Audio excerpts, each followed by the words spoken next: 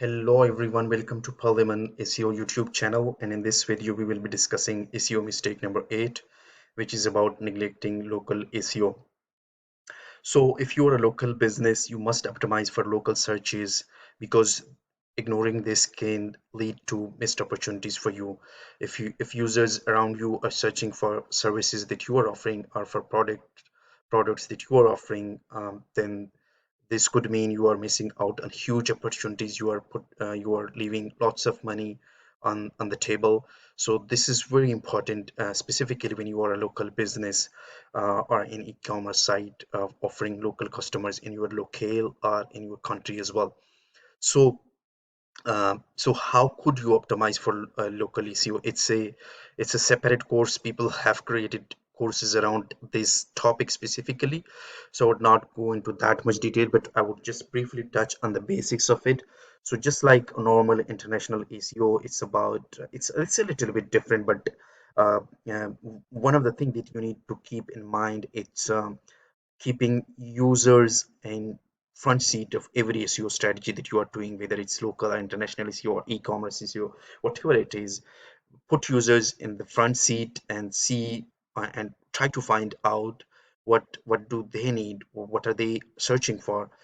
You could use different SEO tools to find local SEO queries for you that users in your area are searching for, and then you could create different pages around these keywords, highly targeted local keywords, and you could create different pages around these highly targeted local queries or keywords.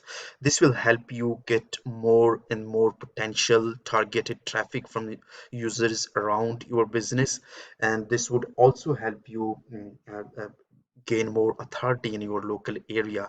So whenever, for example, I'm based in Oslo, for example, I would try to write some pages about Oslo. And for example, if I'm in a SEO agency in Oslo, what should I do? So I would create content around SEO, and then some content around Oslo as well, because that will tell Google that I'm is SEO and I'm based in Oslo. So both of these will give some signals to Google to prioritize me when users around me in Oslo are searching for SEO services. So this could potentially help you gain more local traffic. And apart from writing some content, you should not ignore the name, address, and your phone number or website as well in different local directories. So if each country has different local directories, you need to put your website name, address, and phone number on these directories, specifically your local business directories like yeah, BBB or anything like a Chamber of Commerce or something like that. So you could good quality links from those as well, and then you could potentially sponsor local events as well. These could get you local backlinks as well, and then obviously optimizing your business profile on Google, and then putting yourself on Bing Maps as well, and then putting yourself on Apple Maps as well. That could work for you as well. So these are some of the things that you need to consider. If you need detailed guidance, you could just reach out to us on parliament.com, and we would be very happy to help you in your SEO journey, whether it's local or e-commerce or anything like that.